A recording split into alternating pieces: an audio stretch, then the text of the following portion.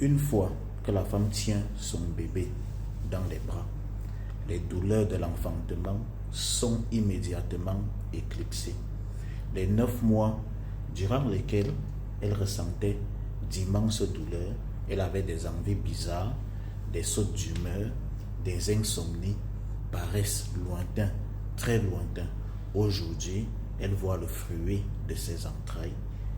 Elle l'aime son enfant, parce qu'elle a porté cet enfant 9 mois dans le ventre. Elle a subi des choses pour cet enfant.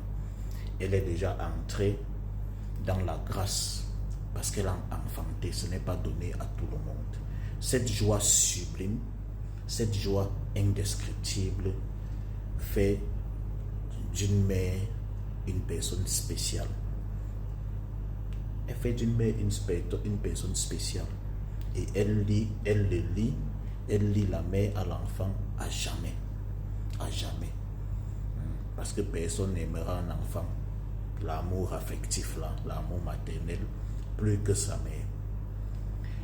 À cet instant donc, elle pense, ses pensées se tournent immédiatement, ses pensées se portent immédiatement sur cet homme-là, grâce à qui elle est devenue maman.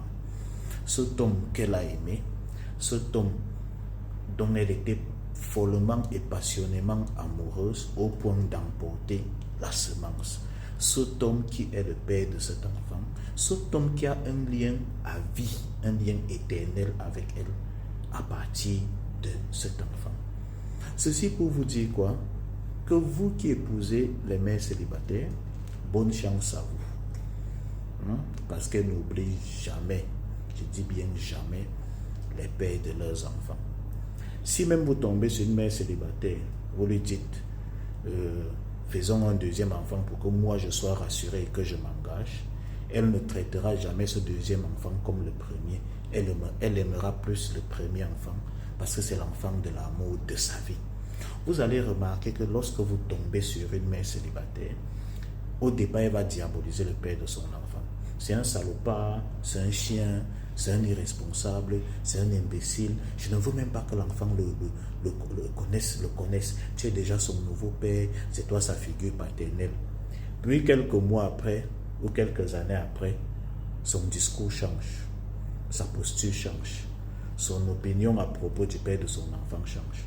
Elle commence à te dire, oh, après tout c'est son père, je ne peux pas séparer un père de son enfant, patati patata. Quand son discours change déjà, ça veut dire que les deux ont déjà encore commencé à se gérer dans ton dos. Sors de cette situation dangereuse.